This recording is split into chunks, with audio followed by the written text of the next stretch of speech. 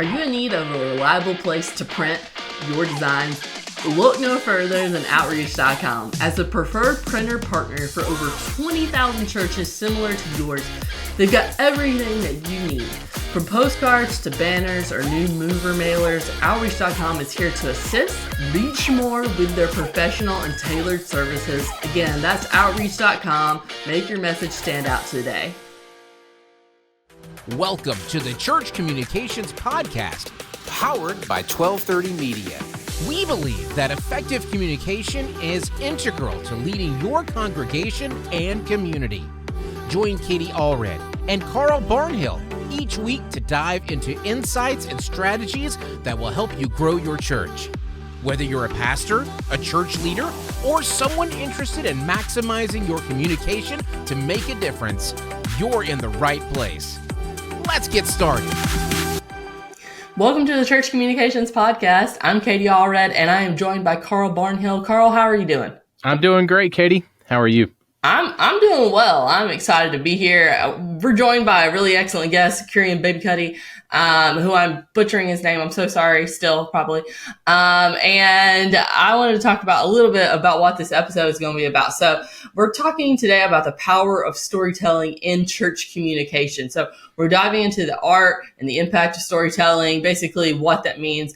And you, Kurian, are a professional storyteller, a communication expert, and that's why we wanted to have you here. So thank you so much for joining us. And why don't you introduce yourself and tell the people a little bit about who you are and where you, what you do. Sounds good. I don't know where you got these terms, excellent guest, professional storyteller from. I'm glad paying you guys good money makes you say all these things way before I even start talking. This is great. My name is Kurian Babykutty. Pronouncing this name and telling you how I got the name is going to take 40 minutes by itself. So that could be a different podcast for a different day. But this is what happens when your parents don't think. That's a behind-the-scenes podcast. There you go. Bonus content. Bonus content. But I run a firm called 40 Parables. We are a marketing agency for the ministry world. And we're building some products for the church world. We've got a product called Bleed, which is a team view assessment for church leaders to evaluate where we are and where we're headed. I've known about you guys, especially through Kenny, which is not a great thing, but we're thrilled to see the community that you guys have built and nurtured and brought about over the years. I'm also in your Facebook group, so it's good to see how people are talking and engaging and asking questions and trying to find ways for iron to sharpen iron and to get better together. So thank you so much for the podcast. It's a joy for me to be here. And I know there's a ton of content already on the web about storytelling, but hopefully I can tell a different story today. Awesome. Thank you so much. Yeah, let's jump in, Kurian. Let's talk about the storytelling aspect and maybe how you first kind of got into it, maybe first discovering the power of storytelling, and then in the context of church communications, how did those two go together for you? So this was, I think this was 2013 or 2014, so almost 10 years ago. I was working for this nonprofit called One Hope. They're in South Florida, and every year they do this retreat. And so this particular year we went to I think somewhere on the west coast of Florida, some amazing resort in the summer, because that's the cheapest time to get a Florida resort because it's burning hot. And so we were there, and this is 2-day retreat for all these young leaders. I was young at the time. And we were having a good time, and there's a speaker who comes. He's a pastor at a church. And he comes and he's got this long keynote session for about an hour. But that goes into 2.5 hours because he just keeps telling stories after stories. And after I listened to him for I actually don't remember what the keynote was all about. I can't remember anything. It's been 10 years. I just remember that he was amazing to listen to, that if I got a chance to listen to him again, I gladly would. I know his name, just going to hold it back for obvious reasons. And then he told us amazing stories. And it's not that the story was narrating this incident. For example, he wouldn't go, so there was this guy who came to church. That's not how he would say it. And he would say, you will not believe the guy who walked in the church last week. He's having these neon tops and this purple shorts, and he's got this freakish hairstyle. So he's bringing this character to life. He could have just said a guy walked in the church, but he didn't. And after the 2.5-hour keynote, I thought, man, have we gotten storytelling all backward? Because the first time I encountered storytelling was in the Bible when Jesus used these parables to tell a bunch of stories. But at that time, it didn't like resonate with me as actual stories. And later on, as a marketer, I tried to listen to a bunch of experts and how they use storytelling. But when I heard this guy speak about 10 years ago, I realized that there's actually a lot more to the art of storytelling. And because all of us tell stories. Yeah. I tell stories to my kids when I put them to sleep. But this guy kind of taught me that there's a bunch more to storytelling. It's not just a science, it's an art. So that's when I first came across different kinds of storytelling, and I pursued the journey of understanding and learning this better and how I could use that. In fact, our company's name is 40 Parables because of the way Jesus used, or may I say it right, the word, shared the word 2,000 years ago in a completely different way. It was stories, parables, one after another. The disciples would ask him a question, he would reply in a parable. Common folk would ask him a question, he would reply in a parable. And so if Jesus was the master storyteller and the founder of our movement, I think it's not a great spot that we're not known for storytelling today. We should have the upper hand, the advantage more than anybody else. I love that. So I was just actually thinking while you were speaking just about the paradigm shifts of storytelling that Jesus often did. So he would often say, you've heard it said, do this thing this way, but I am saying do this instead. So you've heard it said, don't love these people, but I am telling you to love these people. And I love that paradigm shift of just changing the story, changing the narrative. So maybe in your own storytelling, what do you feel like are key elements that make a story compelling and memorable, particularly when you're communicating a spiritual message or teaching? I've learned that the first thing to do, especially to a newer audience, is to make them laugh. Like today when I began, I talked about butchering my own name.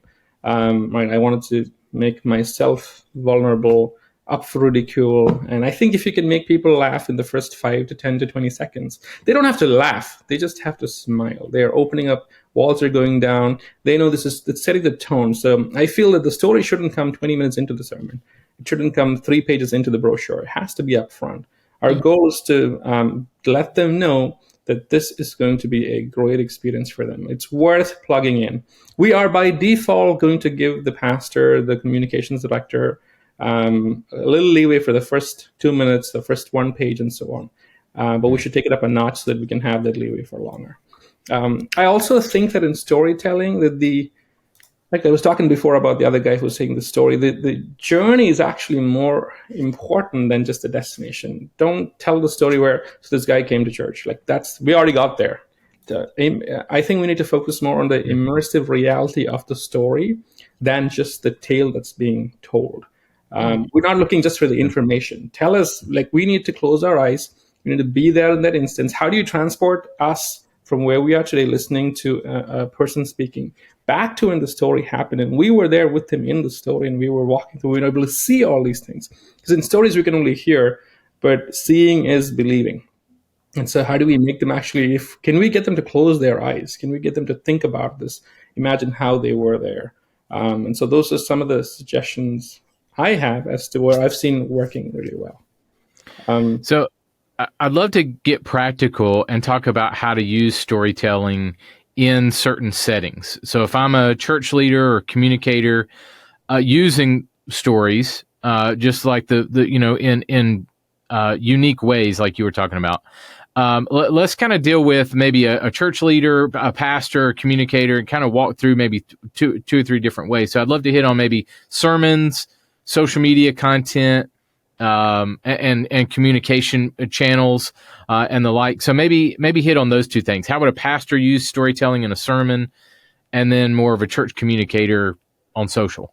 So sermon and social media, I think, would be step 1. I want to suggest even step 0. So we used to live in Boston for 8-9 years, and then we moved to Dallas, Texas in 2019. Now, one of the first things my wife told me is, she said, "Hey, you're the church website guy.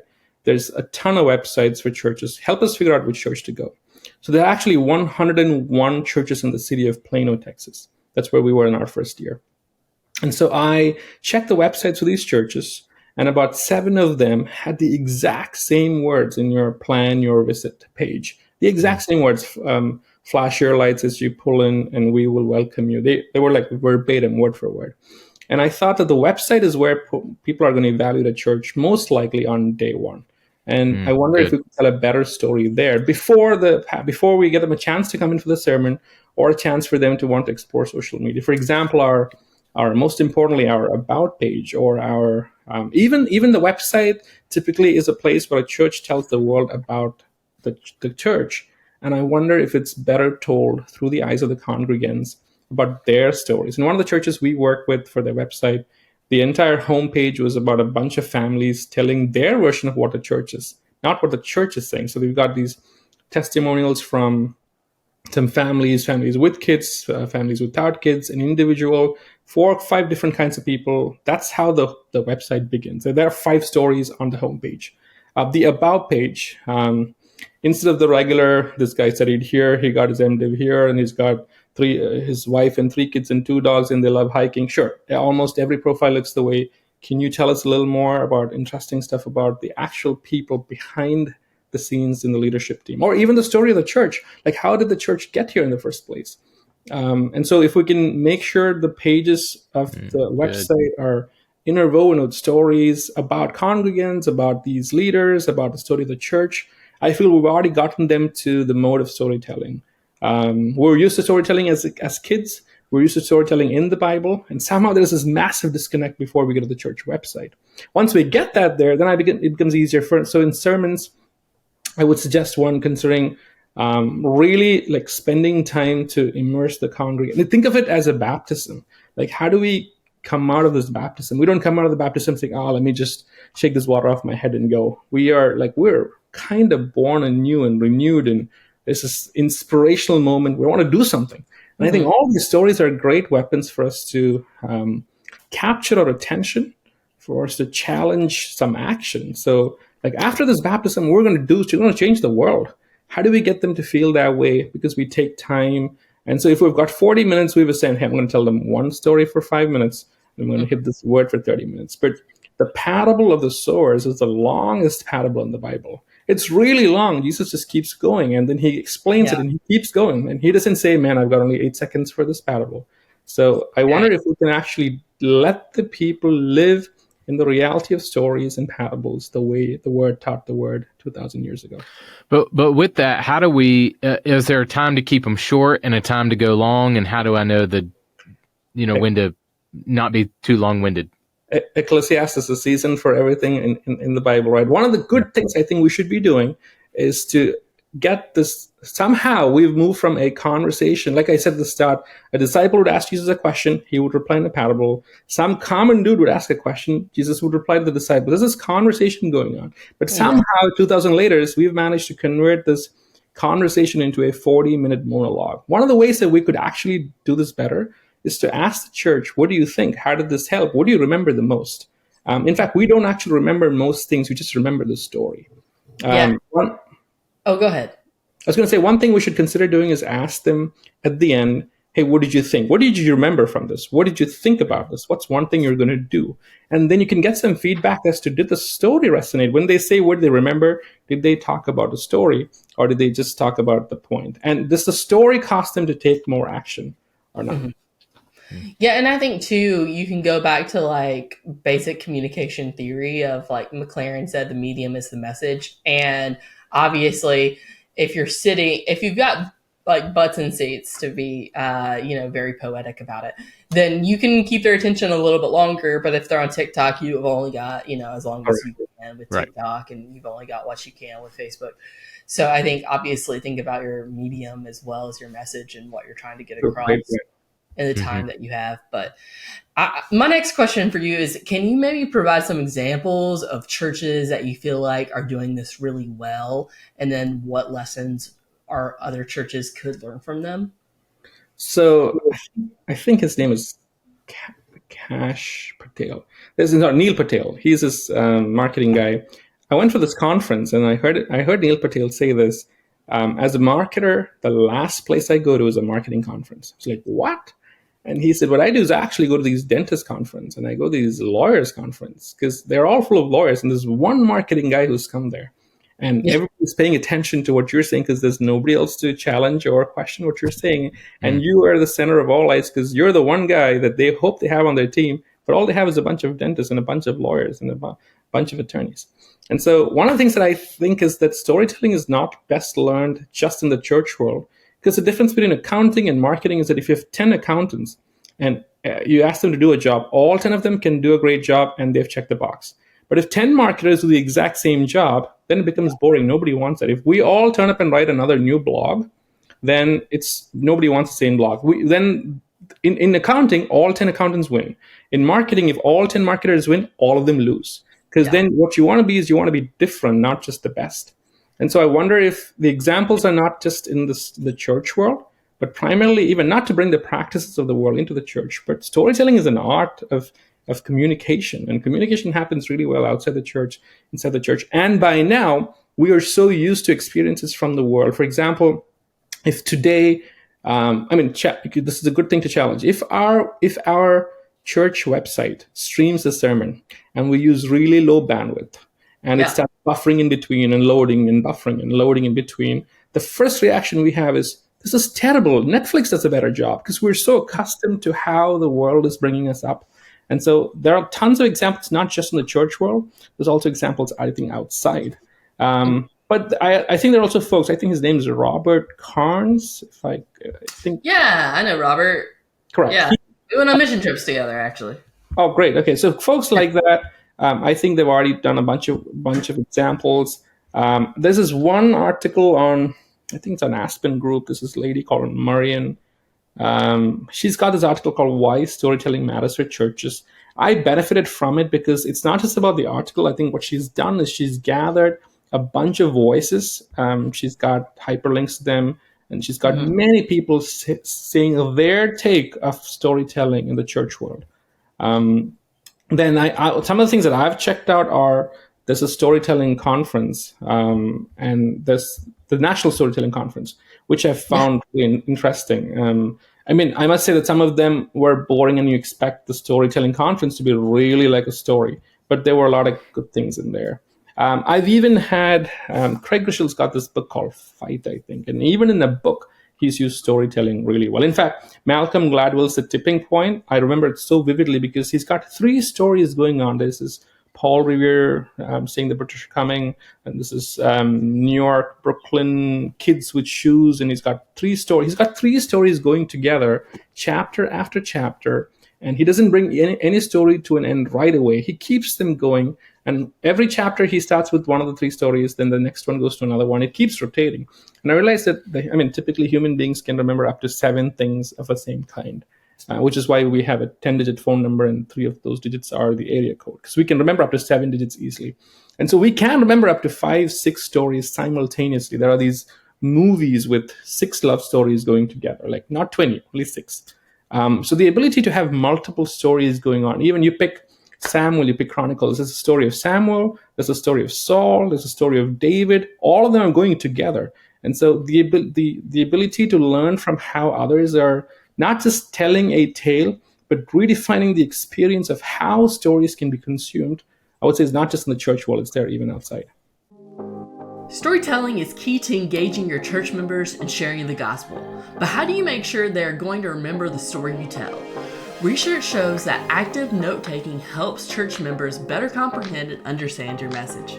My Sermon Notes is an interactive note-taking app that allows your church members to take fill-in-the-blank notes of your sermons. Notes are synced between devices and shareable with friends. Your church community can also stay connected with powerful features like prayer requests and announcements. My Sermon Notes also helps you share the story of Christ with your church body. It's easy to get started and customizable for churches of all sizes. You can sign up today for a 30-day free trial and get 25% off your first year at mysermonnotes.com/churchcom. Again, that is mysermonnotes.com/churchcom. Com with 2 M's. All right, back to the podcast. What are some ways, leave it to the media guy to ask the media question, but what are some ways that you can utilize visuals or graphics and video in storytelling? And that depends on your medium too, I'm sure, sermon versus social or whatever, but especially we're more of a visual, if you're more of a visual learner, how does a photo or a video testimony or something like that play into storytelling in your mind? So this is a guy called Peter Greer. He runs Hope International. It's a nonprofit in Pennsylvania. I've been to a few events where he's a great friend. So I've been there for events when he's speaking. And I've noticed that when he speaks, he always starts slide one with this very abstract picture. One year it was called Sunset Beaches. That was his theme. It has nothing to do with the beach, but it's just he just found a way to start with this picture. And he would bring this picture back every 3 to 4 slides. And everything he's talking about is something connected to sunset beaches.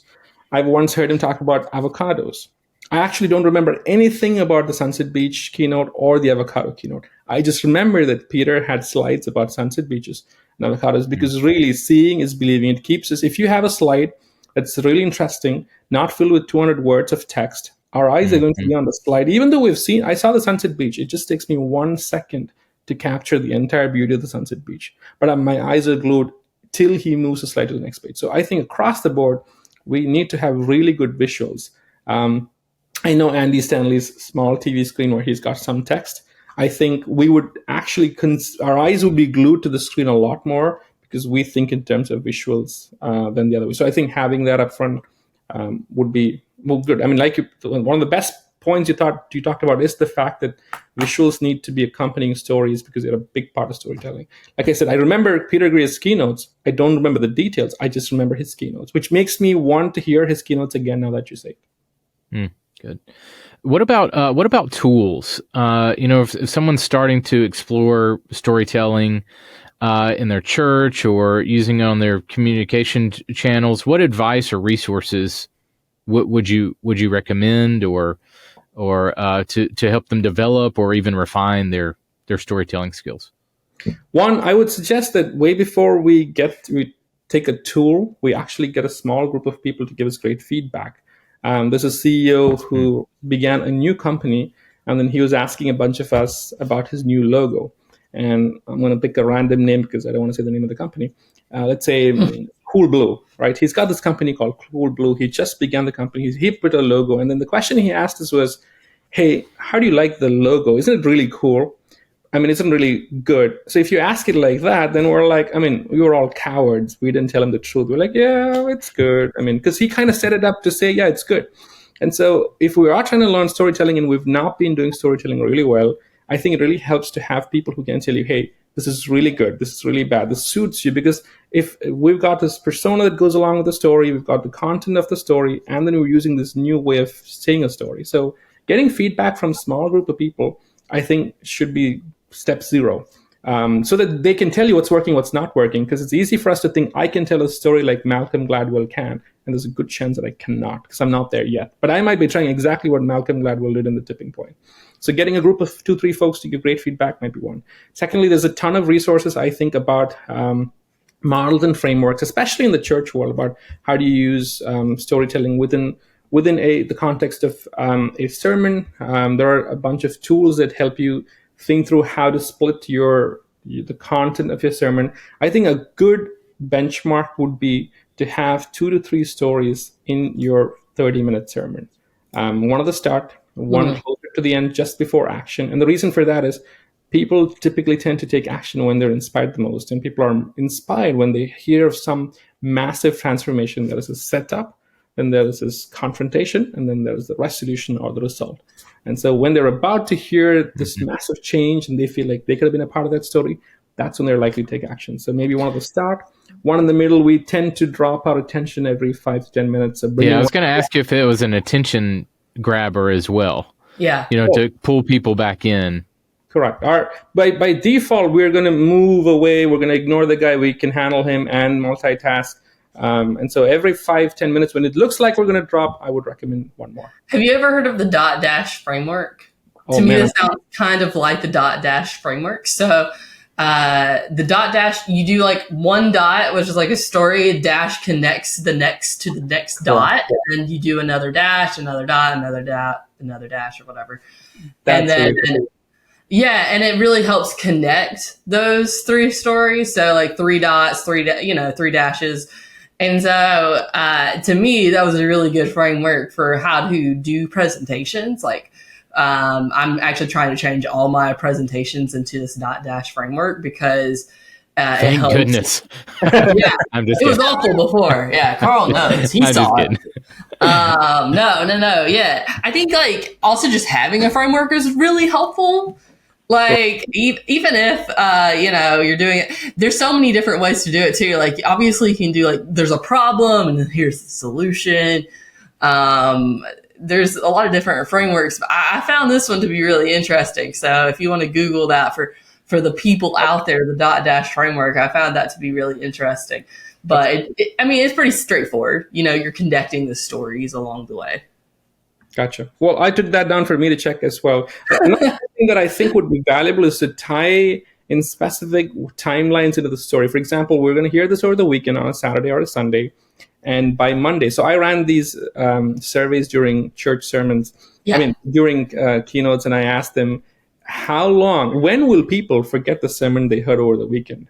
And the number one answer was Monday, because typically the people remember things for about 24 hours before 80% drops off. So if you talk specifically about what you could do on the Tuesday of the week or the Thursday of the week into the story, and you weave that in again and again, at the end you tell them, hey, what's the action? We're going to do something. Remember what I told you? Tuesday and Thursday. So planting those words, plant seeds into their mind. They'll remember the story a little bit, but they'll remember the action, but they'll remember the key word you told them: Tuesday, Thursday. And something too I've also like expressed to people is to please like give them a call to action at the end to discuss the sermon again at home. Like if you don't bring it up again, like you just go home and you like just come like I like to tell them like please talk about it in the car on your way home, like, and give them that very specific action of like what was your favorite part of the sermon, like what did you learn from it. I do that naturally, like with friends or whatever, but like I feel like if we can make that a very intentional part of our service to remind them at the end, like we usually give them a call out to go and make disciples or whatever, which I think, is good. We're supposed to do that, obviously, but I think reminding them to discuss it, I think would be really important too. So if as content marketers, we are trained and taught that every piece of, say, a content or an article or blog must have a call to action at the end. But somehow our church services seem to be completely exempt from this requirement. We're going to sit for 40 minutes of listening to someone, and there is no call to action.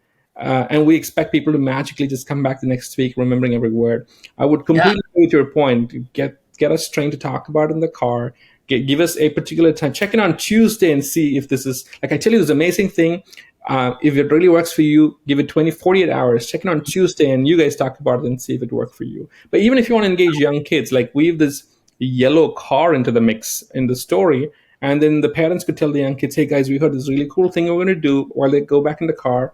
What I want you to do first is check how many yellow cars you can find on the way back from church to the house. So you've got them hooked into some random thing, and they're now paying attention because you can't find a yellow car that easily compared to a white or a black or something else. So getting them to talk about in the car on the way back, specific actions on a specific time. Like, hey, on your way back, talk about this. On Tuesday evening, talk about this. On Friday, remember what we're going to talk about. So things like that would definitely help us.